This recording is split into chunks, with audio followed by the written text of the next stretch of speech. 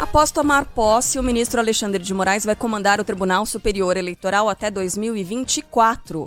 A cerimônia foi realizada ontem, reuniu mais de 2.000 convidados na sede do TSE em Brasília. Renan Suquevicius classificou muito bem, parece aquela novela em que o autor coloca todos os principais personagens de todos os núcleos numa festa só, né? Estavam o presidente Jair Bolsonaro, os ex-presidentes Lula, Dilma Rousseff, Michel Temer, José Sarney, todos os parlamentares, né, principais, ali tinha deputado, tinha senador, tinha governador, tinha prefeito, tinha de um tudo ali. E quando você coloca também todo o elenco da novela original, né, e da regravação também, né? Ah, é. Né, da nova edição da novela, né? Isso, então. Sem a ajuda da tecnologia, né, tipo Cláudio Marzo, velho do Rio. Exatamente. Então, durante o discurso, o Alexandre de Moraes saiu em defesa das urnas eletrônicas e foi aplaudido em pé. Somos uma das maiores democracias do mundo em termos de voto popular, estando entre as 4 maiores democracias do mundo. Mas somos a única democracia do mundo que apura e divulga os resultados eleitorais no mesmo dia, com agilidade, segurança, competência e transparência. Isso é motivo de orgulho nacional.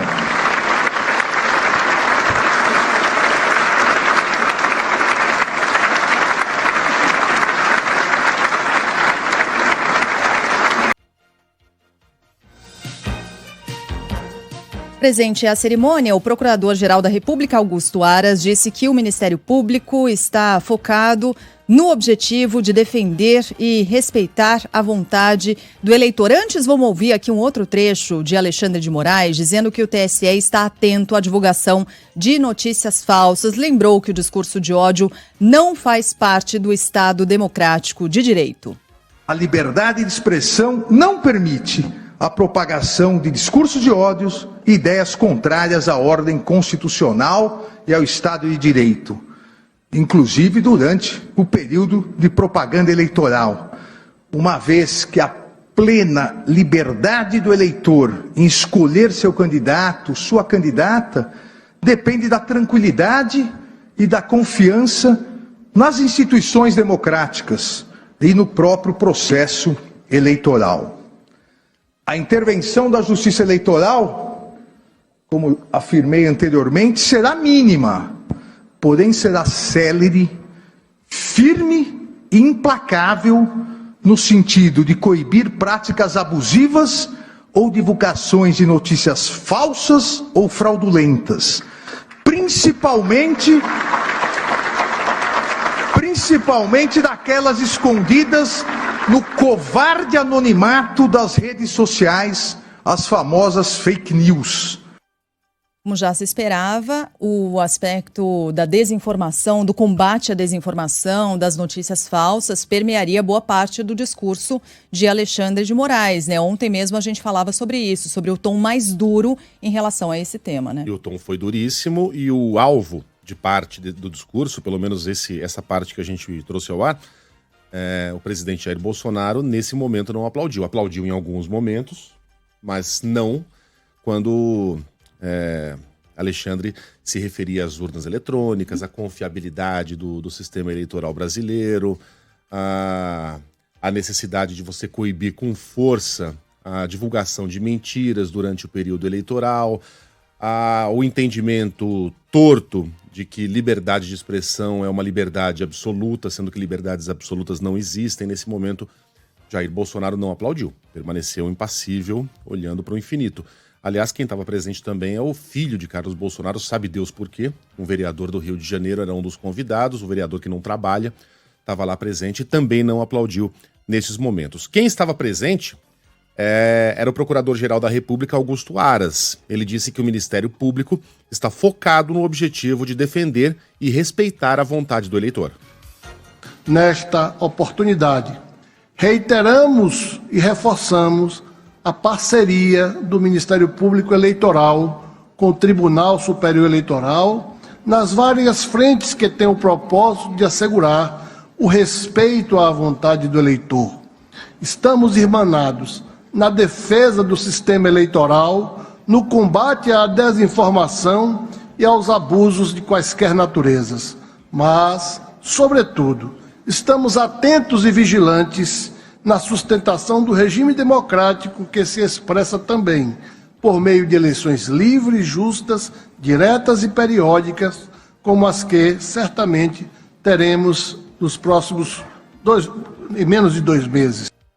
Foi um discurso também, né, que fez sentido, como disse o Reinaldo Azevedo, falou coisa com coisa. O Augusto Aras, embora muita gente não esperava que isso pudesse acontecer, né? Exato. Para o cientista político e colunista da Band News FM, Fernando Schiller, o tom do discurso de Alexandre de Moraes foi conciliador. Enfatizou muito a expressão: todos aqui têm um compromisso com a transparência, a democracia, o funcionamento adequado da justiça eleitoral. Ele citou várias vezes o presidente da República, evidentemente citou todas as autoridades, mas ele deu uma ênfase especial na menção, agradeceu a presença, e mencionou inclusive a presença da primeira-dama. E por último, acho que ele falou a palavra união. Ele no final do discurso, ele diz: é hora de união. O que é uma coisa também curiosa, né? É evidente que é hora de união, é evidente que quem está ali são candidatos, vão disputar a eleição, vai ter momentos duros, isso faz parte da democracia, mas a regra do jogo, o juiz se respeita. Segundo o ex-ministro do TSE, Henrique Neves, Alexandre de Moraes tem bagagem para comandar a corte no período eleitoral. A justiça eleitoral é mais do que simplesmente julgar os processos. A principal função da justiça eleitoral é administrativa, é organizar e realizar as eleições. E para isso, o ministro Alexandre de Moraes tem uma ampla experiência no Poder Executivo, secretário de Estado, ministro de Estado. Então ele tem toda a visão, não só política, mas também a visão do administrador, o que para a justiça eleitoral é muito bom. Com certeza ele terá um grande êxito na sua gestão.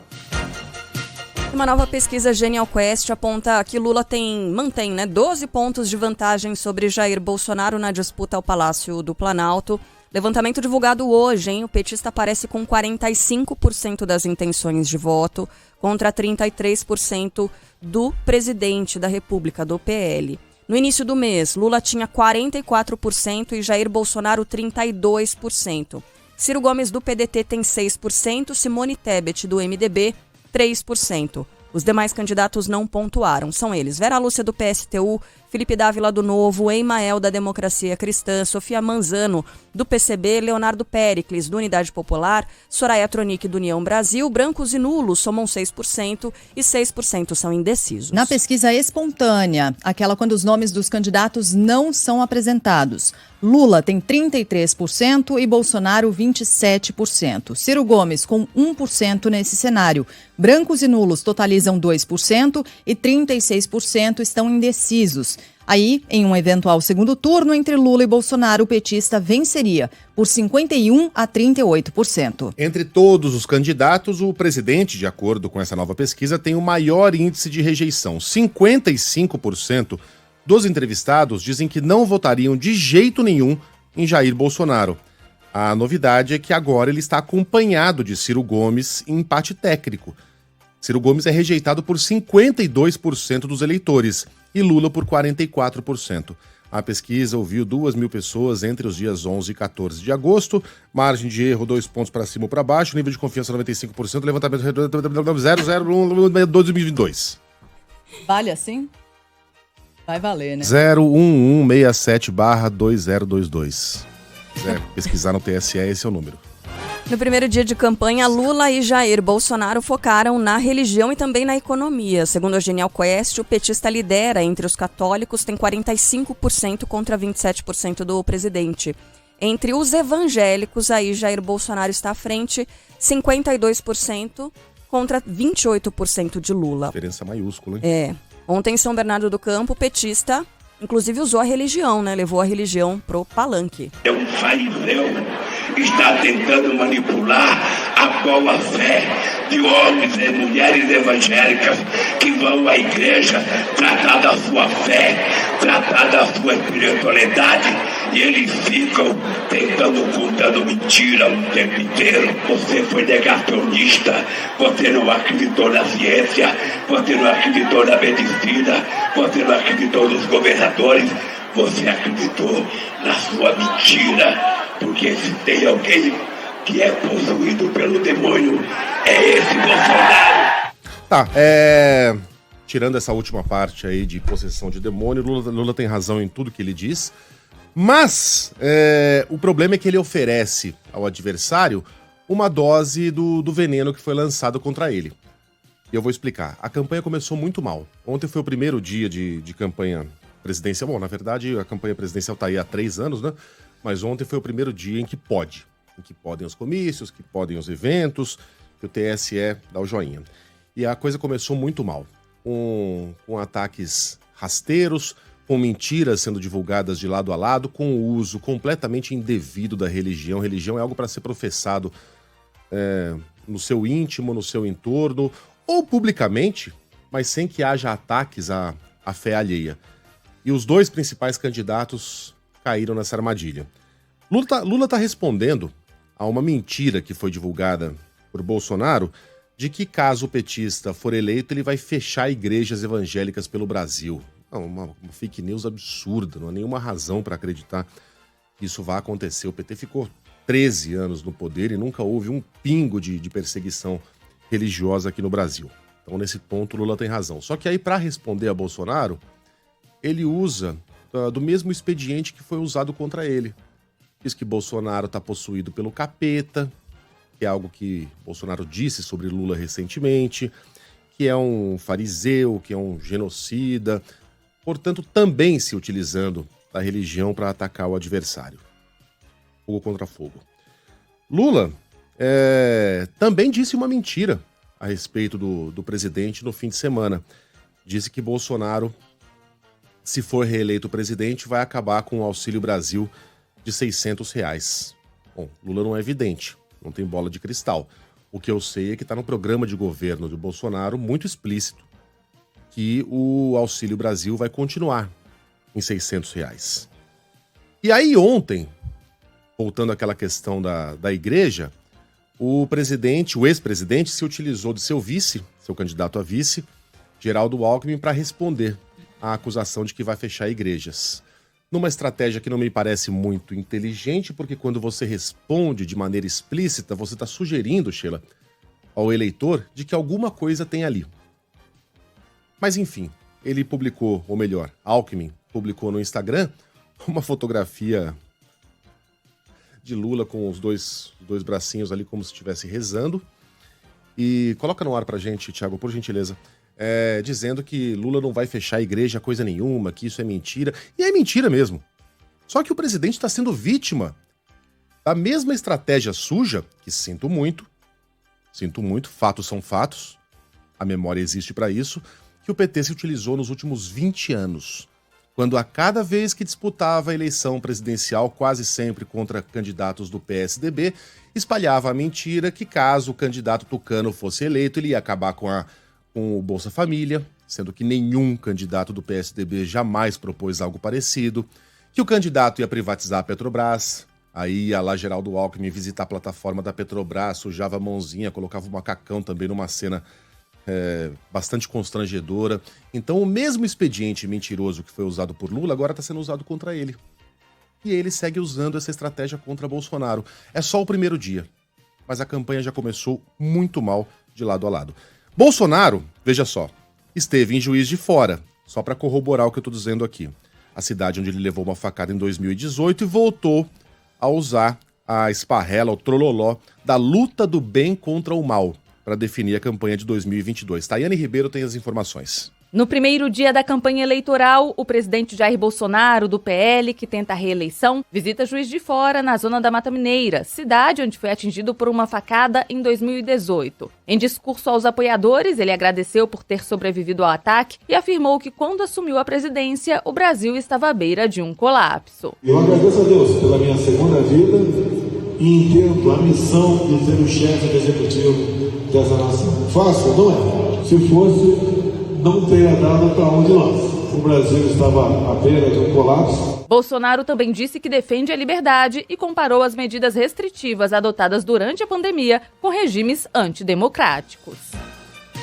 Em Guaianazes, na zona leste de São Paulo, Ciro Gomes, do PDT, conversou com moradores e eleitores. O candidato apoiou a criação de um programa de renda mínima com benefício de até R$1.000 por mês, que é uma bandeira defendida há anos, né, pelo petista Eduardo Suplicy. Simone Tebet, do MDB, também iniciou a agenda de campanha em São Paulo, onde se encontrou com representantes do setor cultural. A senadora afirmou que, caso seja eleita, vai recriar o Ministério da Cultura. Segundo a candidata, o setor gera empregos e ajuda a projetar o país no exterior. E anote aí na sua agenda, não cansamos de lembrar aqui não, viu? No dia 28 de agosto, às 9 horas da noite, tem debate.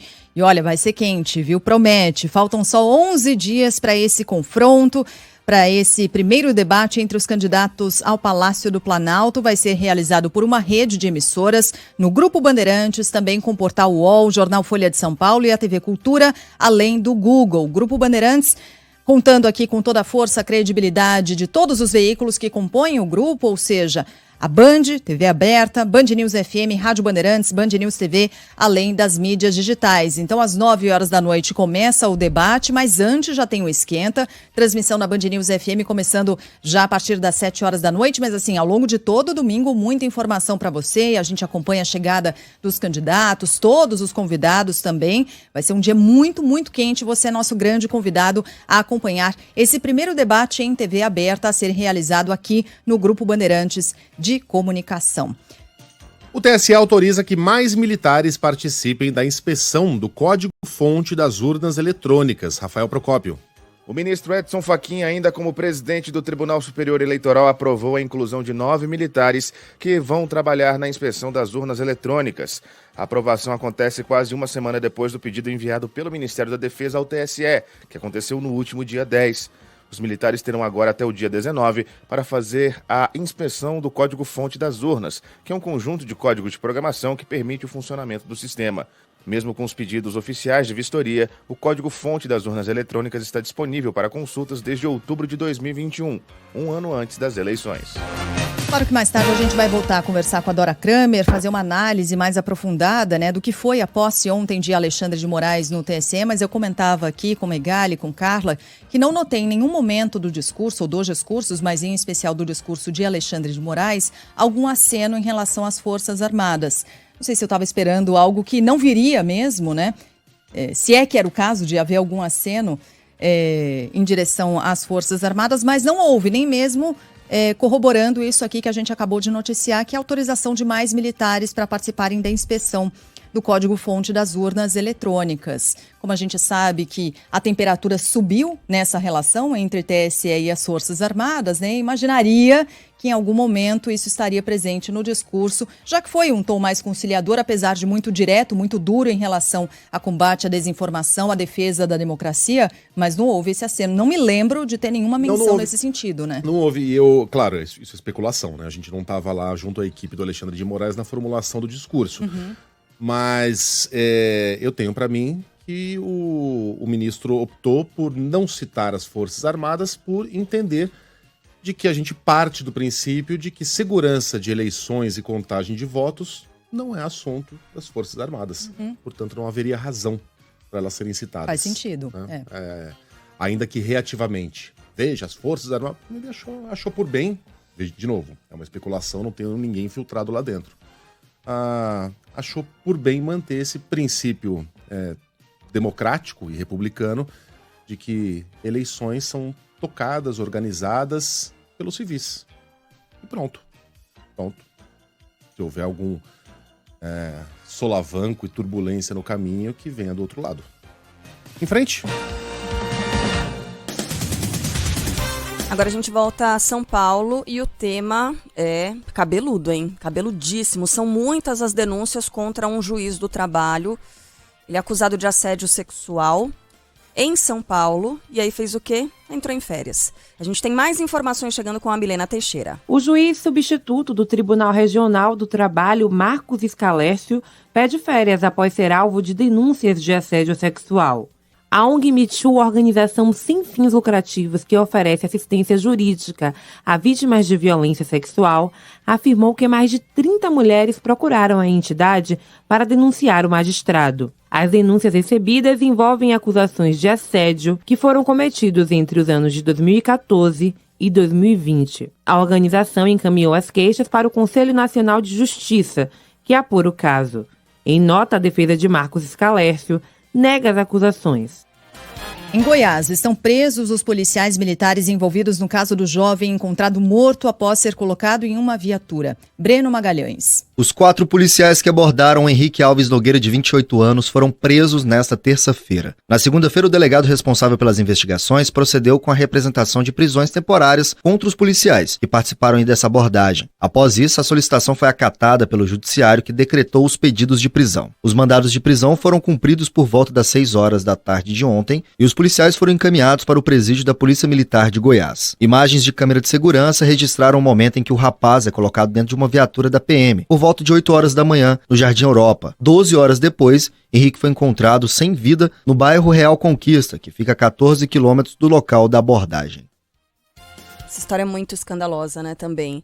Porque as imagens são muito claras ali de que o rapaz, ele foi abordado, ele não reage de forma alguma, ele vai imediatamente ali pro muro, fica de frente pro muro e ele reage àquela abordagem da forma como tem que ser feito mesmo, com respeito aos agentes e tudo mais, é colocado dentro da viatura. Horas e mais horas depois ele aparece morto, já, né, no IML, já em um ponto do serviço público, e os agentes dizem que ele reagiu ali numa ação bem espetaculosa, né, digamos assim, uma coisa cinematográfica, teria descido atirando vários tiros, nenhuma outra testemunha, nenhuma outra prova material. A única prova material é essa, e que mostra muito claramente que esse homem foi colocado dentro de uma viatura.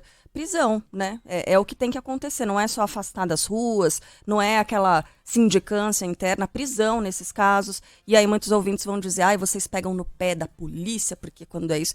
O policial, ele tá aqui para defender as pessoas, essa é a grande diferença. Não que bandido tenha liberação para fazer qualquer coisa, mas o bandido não é pago pelo Estado para proteger as pessoas, né? Então, sempre que um caso desse acontece, a gente tem, sim, que destacar. É nossa obrigação, né, fazer isso. Do bandido, a bandidagem é o que a gente espera.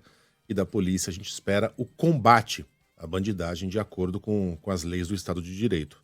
Pegamos no pé, sim, de maus policiais para que a polícia seja cada vez melhor e mais valorizada. No Rio de Janeiro, novas pistas dos jovens desaparecidos após saírem para ir a um shopping. Gabriela Souza. O motorista de aplicativo que levava os 4 jovens em Nova Iguaçu para o shopping confirma à Delegacia de Homicídios da Baixada Fluminense que eles foram sequestrados por homens encapuzados e armados com fuzis. A versão é a mesma que havia sido apresentada por uma testemunha do crime. O motorista também era tratado como desaparecido, mas foi encontrado pela Polícia Civil e prestou depoimento. Ele disse que não havia procurado a corporação antes, pois estava com medo. O homem contou que também foi feito de refém pelos bandidos que amarraram as vítimas e o obrigaram a segui-los por alguns quilômetros até que foi liberado. Os jovens, que têm entre 21 e 28 anos, não são vistos desde sexta-feira passada. Essa é outra história também que precisa ser muito bem explicada, né? O porquê de esse motorista não ter seguido antes para a polícia. Por que ele não fez essa denúncia no momento em que aconteceu? Temia pela própria segurança e tudo, mas é algo que precisa ser investigado a fundo. Agora, no sul do país, a gente muda de assunto para falar dos temporais, né? Tempo virou, muita chuva, granizo, temperatura caindo no sul do país, e são muitos os estragos. E o Gilberto Echauri vai trazer o destaque. Mais de 24 horas depois do temporal que castigou a parte leste do Rio Grande do Sul, a Defesa Civil ainda registra 18.600 pessoas afetadas. Os municípios mais atingidos e que contabilizam maiores danos são Rio Pardo, Canoas e Charqueadas. Na região metropolitana, Gravataí e Cachoeirinha decretaram situação de emergência. Em Porto Alegre, um homem morreu depois de conseguir evitar que 2 crianças fossem levadas pela correnteza. Danner Silva, de 45 anos, caiu no arroio Moinho durante a tempestade e teve o corpo localizado na manhã seguinte às margens do rio Guaíba, a quase 5 quilômetros de distância. A Polícia Federal faz agora uma operação em 5 estados para combater crimes no comércio exterior, tráfico de drogas, corrupção envolvendo empresários e agentes públicos. A gente volta agora a acionar nossa equipe no Rio de Janeiro, de onde fala ao vivo o Marcos Sadoc. Fala aí, Sadoc, bom dia. Oi, Sheila, bom dia para você, Carla Megali, todo mundo que está acompanhando. 2 presos já, Sheila, inclusive agentes públicos da Receita Federal, Polícia Federal, Ministério Público Federal, estão nas ruas do Rio de Janeiro, também de outros 4 estados. Há uma investigação de uma organização criminosa acusada aí de vários crimes, como comércio exterior, corrupção, tráfico de drogas e a lavagem de dinheiro. Esse grupo que atua no porto de Itaguaí, na Baixada Fluminense, um porto importantíssimo aqui do Rio. Essas são os desdobramentos daquela apreensão que a gente acompanhou aqui junto, de 700 quilos de droga de cocaína em Mangas. Então, depois dessa apreensão, que foi até considerada ilegal pelo TRF2, por conta da ausência de mandatos para os agentes que, à época, encontraram essas mangas, a investigação continuou. O destino principal desse grupo é enviar tanto o contrabando ou então as drogas para a Europa. São 31 mandados de busca e apreensão e 31 milhões de reais de bloqueios dos acusados. Operação em andamento aqui no Rio. Um pouco mais informações do Rio de Janeiro. Olha, a Anvisa deve decidir hoje sobre a manutenção da obrigatoriedade do uso de máscaras em viagens de avião.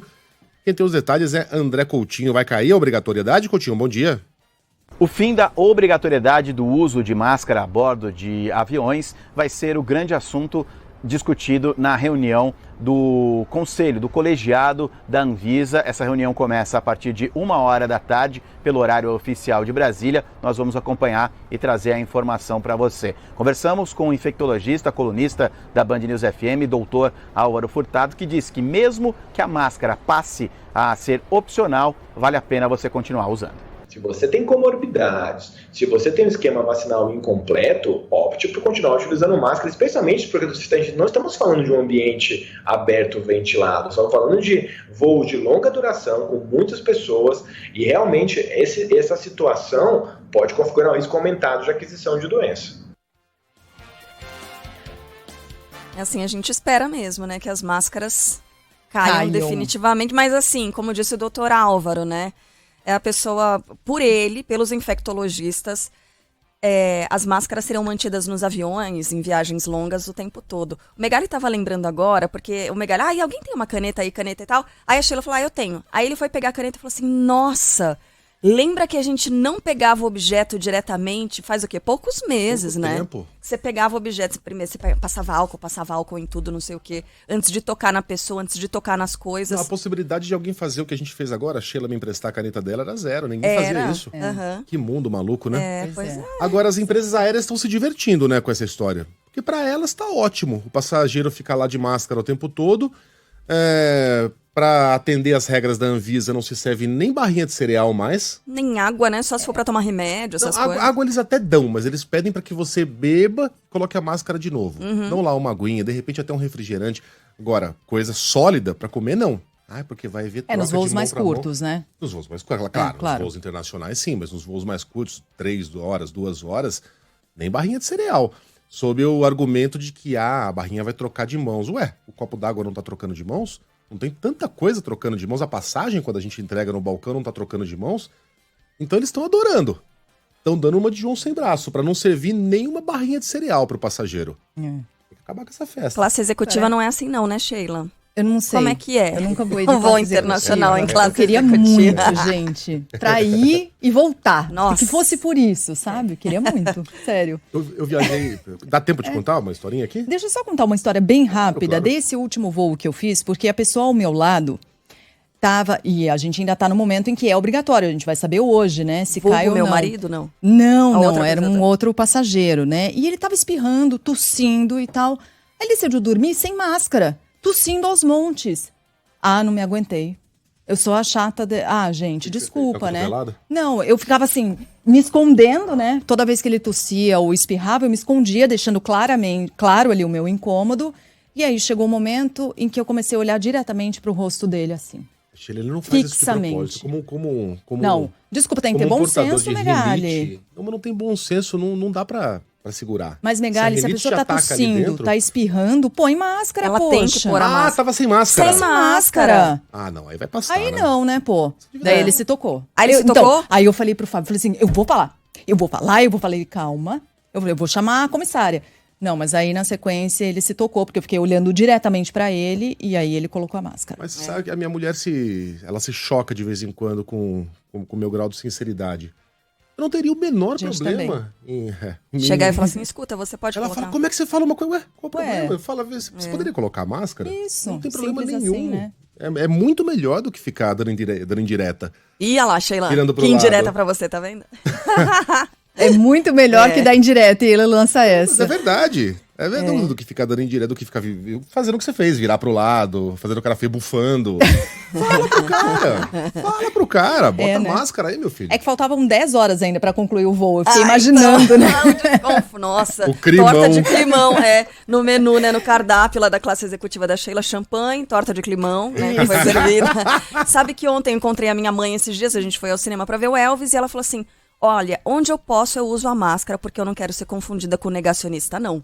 Eu achei tão bonitinho, falei, olha mãe, gostei, vou falar até isso no rádio. Dona Maria, o máximo. Em frente. Em frente. Bora. A Polícia Federal confirma a morte de um brasileiro que tentou entrar ilegalmente nos Estados Unidos. A família do jovem de 21 anos de idade não tinha notícias dele havia 5 meses. Arthur Queiroz. Ayrton Erickson Fernandes Gonçalves foi enterrado como indigente após morrer depois de passar mal quando tentava cruzar ilegalmente a fronteira entre o México e os Estados Unidos.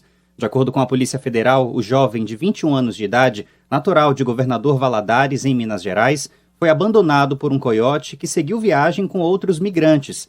Essa morte ocorreu há 5 meses, mas a polícia só conseguiu confirmar nesta semana a informação à família de Ayrton. Desde 2020, ao menos 8 brasileiros morreram tentando fazer a travessia. Bom, e hoje é dia de decisão nas quartas de final da Copa do Brasil. Bruno Camarão tem mais informações. Fala, Camarão. Serão conhecidos hoje os primeiros semifinalistas da Copa do Brasil. Às 8 da noite no Rio, o Fluminense precisa de apenas um empate para avançar diante do Fortaleza, que voltou a pontuar no Brasileirão. Na ida, os cariocas venceram por 1-0. Às 9h30, mais 2 partidas. No duelo rubro-negro entre Flamengo e Atlético Paranaense na Arena da Baixada, tudo em aberto. 0-0 no Maracanã, decisão em Curitiba. Já na Neoquímica Arena, o Corinthians tenta a remontada para cima do Atlético Goianiense. O Dragão construiu a vantagem de 2-0 e defende o tabu de nunca ter sido batido pelos paulistas em Itaquera. A Band News FM transmite o jogaço para grande parte da rede. Um monte de ouvinte escrevendo, hein, Megali? O pessoal tá viajando, viu? Graças a Deus, olha aí. Todo mundo viajando de avião. Que voltaram a servir, sim. Isso. Voltaram a servir a barrinha de cereal, voltaram a servir o amendoim. Azul, Gol, Latam, pessoal mencionando todas. Yes. Agora sim, hein? Amendoinzinho? Agora vai.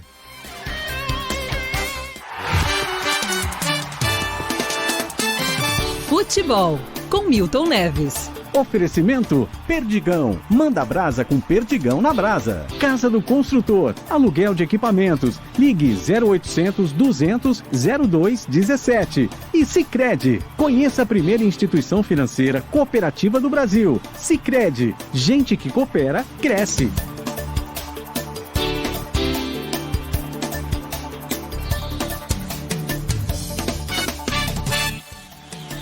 Sei que tá acontecendo que o Milton Neves vai me dar bom dia primeiro, é isso? Milton, bom dia. Meus amigos da Band News FM, Carla Bigato, bom dia pra você, Bom pro dia. Megali, grande Fala, Milton. corintiano, Não. né? E a Sheila Bom Magalhães foi pra 13 países da Europa. Um negócio incrível. Um dia e meio em cada país. Netamente falando, oxalá eu tesse condição disso, viu? Mas vamos aqui ao placar de hoje, grandes jogos.